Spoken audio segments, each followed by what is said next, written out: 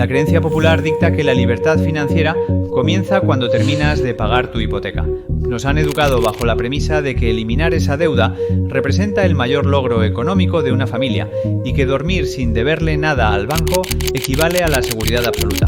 Sin embargo, resulta crucial cuestionar si esa sensación de alivio emocional está costando una fortuna en términos matemáticos. Al destinar todo el capital disponible a amortizar anticipadamente la vivienda, es posible que estemos cometiendo uno de los errores financieros más graves de nuestra vida, bloqueando la riqueza en lugar de construirla. Hoy vamos a desmontar el mito del ladrillo libre de cargas y a analizar por qué, en el contexto económico actual, mantener esa deuda puede ser matemáticamente superior a eliminarla. Existe una diferencia abismal entre lo que se siente correcto y lo que realmente genera patrimonio.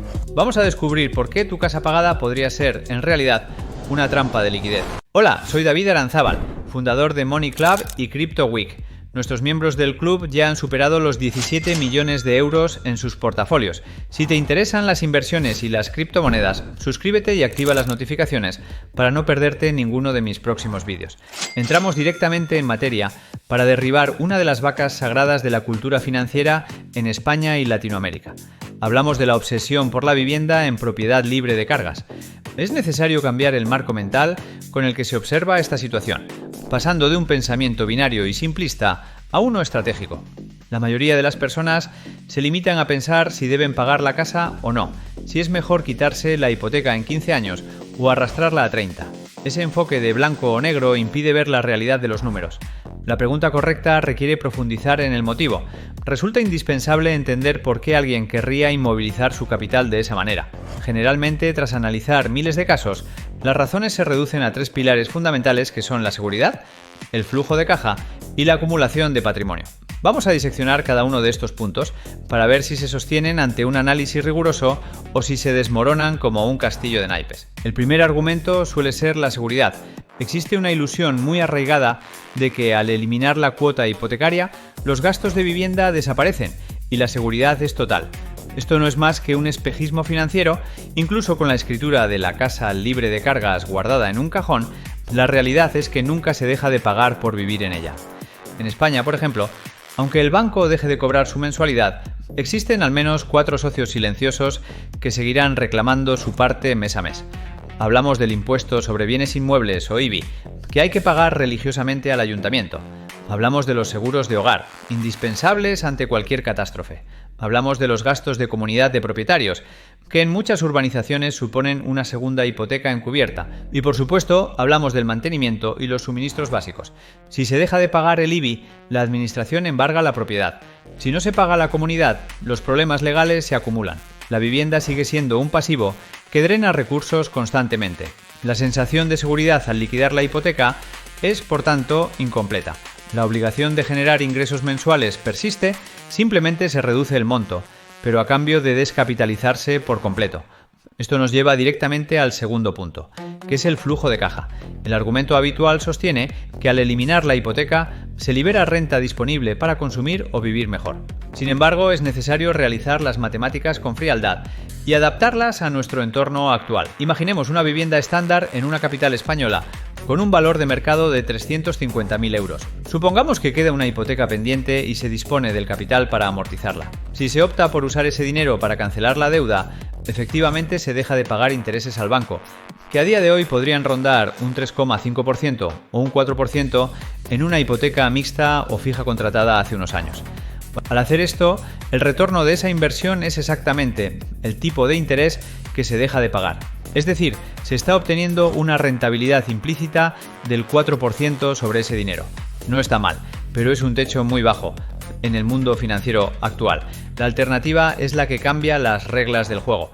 Si en lugar de enterrar ese capital en las paredes de la casa, se mantiene la hipoteca y se invierte esa liquidez en activos productivos, la ecuación cambia drásticamente. Vivimos en un entorno de liquidez global expandida. Los mercados y específicamente el sector de los activos digitales y la tecnología han demostrado ofrecer retornos asimétricos muy superiores a ese coste de la deuda. Si se logra una rentabilidad media anualizada del 8, 10 o 12% en una cartera diversificada o incluso superior si se tiene exposición a assets como Bitcoin dentro de un ciclo alcista como el actual, la diferencia matemática es abrumadora. Al restar el coste de la hipoteca, digamos un 4%, de un retorno de inversión del 12%, se obtiene un diferencial positivo del 8%. Ese diferencial, compuesto a lo largo de 10 o 20 años, genera un patrimonio que puede llegar a ser varias veces superior al valor de la propia vivienda. Pagar la casa antes de tiempo implica renunciar a este coste de oportunidad. El dinero que se destina a amortizar ladrillo muere financieramente, deja de trabajar, deja de componerse y queda atrapado en una estructura ilíquida. Aquí entra en juego el tercer factor, que es la gestión del patrimonio y la trampa de la iliquidez. Una casa es como una hucha gigante de la que es muy difícil y costoso sacar dinero. Si surgen oportunidades de inversión o emergencias, el capital que se usó para amortizar anticipadamente no está disponible. Volver a pedir prestado contra la casa requiere tasaciones, notarios, impuestos y la aprobación del banco, que puede no llegar cuando más se necesita. Mantener la liquidez en activos financieros permite una movilidad y una capacidad de reacción inmediata. Además, debemos hablar de uno de los aliados más poderosos del deudor inteligente, que es la inflación. La inflación actúa como un mecanismo de transferencia de riqueza desde los acreedores hacia los deudores. Cuando se tiene una hipoteca a tipo fijo o incluso una variable controlada, la cuota se mantiene o varía ligeramente, pero el valor real del dinero se deprecia con el tiempo. Los bancos centrales y los gobiernos continúan expandiendo la oferta monetaria para sostener la deuda pública. Esto significa que los euros que se pagarán al banco dentro de 10 años valdrán mucho menos que los euros de hoy. Sin embargo, el valor del activo inmobiliario y, sobre todo, el valor de las inversiones en activos escasos como Bitcoin tiende a revalorizarse nominalmente para ajustar esa inflación. Al mantener la deuda, se está permitiendo que la inflación pague parte del préstamo en términos reales. Es lo que denominamos arbitraje inflacionario. Hoy pagar 1.000 euros de hipoteca puede parecer un esfuerzo, pero en una década, tras años de inflación acumulada y aumentos salariales nominales, esos 1.000 euros representarán una porción mucho menor del poder adquisitivo. Cancelar la deuda hoy con dinero caro es regalarle al banco esa ventaja futura.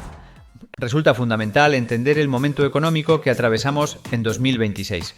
Nos encontramos en un ciclo donde la liquidez es abundante y la adopción institucional de criptoactivos ha madurado, creando un suelo más firme para las inversiones de riesgo. En este escenario, el coste de oportunidad de no estar invertido es mayor que nunca. Las viejas reglas decían que la deuda es mala y debe eliminarse.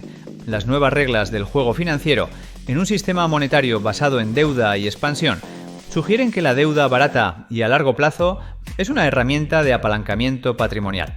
Las grandes fortunas no liquidan sus deudas hipotecarias. Al contrario, las mantienen y refinancian, porque saben que su capital rinde mucho más en sus negocios e inversiones que el coste del interés bancario. Es comprensible que el componente emocional tenga peso. En España la cultura de la propiedad es muy fuerte y la aversión a la deuda es comprensible por experiencias pasadas. Sin embargo, si nos ceñimos estrictamente a los números y a la eficiencia del capital, amortizar hipoteca es una operación de suma cero o negativa en términos de coste de oportunidad. El dinero en la vivienda no produce flujo de caja, no genera dividendos y no se puede fraccionar para vender un metro cuadrado si hace falta liquidez. Por el contrario, una cartera de inversión bien estructurada ofrece liquidez, rentabilidad y la posibilidad de generar rentas pasivas que eventualmente podrían llegar a cubrir la cuota de la hipoteca por sí solas. Esta es la verdadera definición de ingeniería financiera doméstica. Crear un sistema donde los activos paguen los pasivos. Imaginemos por un momento la potencia del interés compuesto aplicada a ese capital que se pensaba destinar a amortizar. Si se tiene un excedente mensual de 500 euros y se decide ponerlo en el principal de la hipoteca, simplemente se acorta el plazo final, pero la vida diaria no cambia hasta dentro de muchos años. Si esos mismos 500 euros se invierten mensualmente en una estrategia macro global que incluya renta variable y una asignación prudente en criptoactivos, al cabo de 15 o 20 años, el volumen de ese portafolio podría ser suficiente para liquidar la hipoteca de golpe y aún sobraría un capital considerable para la jubilación. La diferencia entre una decisión y otra puede medirse en cientos de miles de euros, o incluso millones, dependiendo de la tasa de retorno lograda. Es la diferencia entre una vida lineal y una exponencial. Muchos inversores conservadores argumentan que el mercado es volátil y la casa es segura. Es cierto que la volatilidad existe, pero la volatilidad es el precio que se paga por el rendimiento. A largo plazo, la volatilidad se suaviza, mientras que la pérdida de poder adquisitivo del dinero parado o enterrado en ladrillo es una certeza matemática garantizada por la política monetaria actual. Al pagar la casa, se está apostando al 100% en un solo activo, concentrando todo el riesgo en el mercado inmobiliario local, que también puede sufrir correcciones, cambios regulatorios o degradación de la zona. Diversificar ese capital en el mercado global reduce paradójicamente el riesgo total del patrimonio familiar. La clave reside en abandonar el piloto automático. La mayoría de la gente vive una vida financiera por defecto, siguiendo los consejos de sus padres o de gestores bancarios que operan con manuales del siglo pasado. La propuesta aquí es vivir una vida financiera por diseño, aplicando la ingeniería a las finanzas personales. Se trata de definir primero el objetivo. Si el objetivo es maximizar el patrimonio neto a largo plazo, las matemáticas decantan la balanza claramente hacia la inversión frente a la amortización. Si el objetivo es puramente emocional y se está dispuesto a pagar el alto precio de oportunidad por esa tranquilidad mental, entonces es una decisión de consumo, no de inversión. Lo vital es ser honesto con uno mismo y saber qué juego se está jugando. El sistema está diseñado para que trabajemos por dinero, pagues tus deudas y mueras con poco más que una casa y unos ahorros devaluados. Romper ese ciclo exige entender cómo funciona el dinero, la deuda y la inversión en la era digital. No se trata de asumir riesgos locos, sino de gestionar el riesgo de manera inteligente. Mantener una hipoteca al 3 o 4% mientras se construye una cartera de activos sólidos es una estrategia que ha creado más millonarios que el simple ahorro sistemático y la aversión a la deuda. En este año 2026, con las herramientas de inversión disponibles al alcance de cualquiera, quedarse fuera del mercado para asegurar ladrillo puede ser el movimiento más arriesgado de todos. Por tanto, la próxima vez que se tenga la tentación de hacer una amortización anticipada para reducir plazos o cuotas, conviene detenerse y calcular.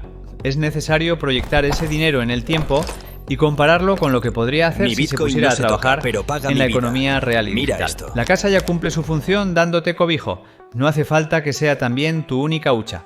Permite que tu capital fluya, que se mueva a la velocidad de los mercados actuales y no se quede estancado en el cemento. La decisión define el futuro financiero de las próximas décadas. Y si quieres dar un paso más allá y conocer cómo nuestra comunidad ha superado los 17 millones de euros en criptoportfolio mucho antes de nuestro objetivo, te invito a ver este vídeo sobre Money Club. Tienes el enlace en la descripción y en él te cuento cómo puedes llevar tus inversiones al siguiente nivel, aprovechando el actual mercado alcista de las criptomonedas con estrategias exclusivas. Y si te ha gustado el vídeo, no olvides darle like y suscribirte al canal. Eso me ayuda a seguir creando contenido de valor. Te veo en el próximo capítulo.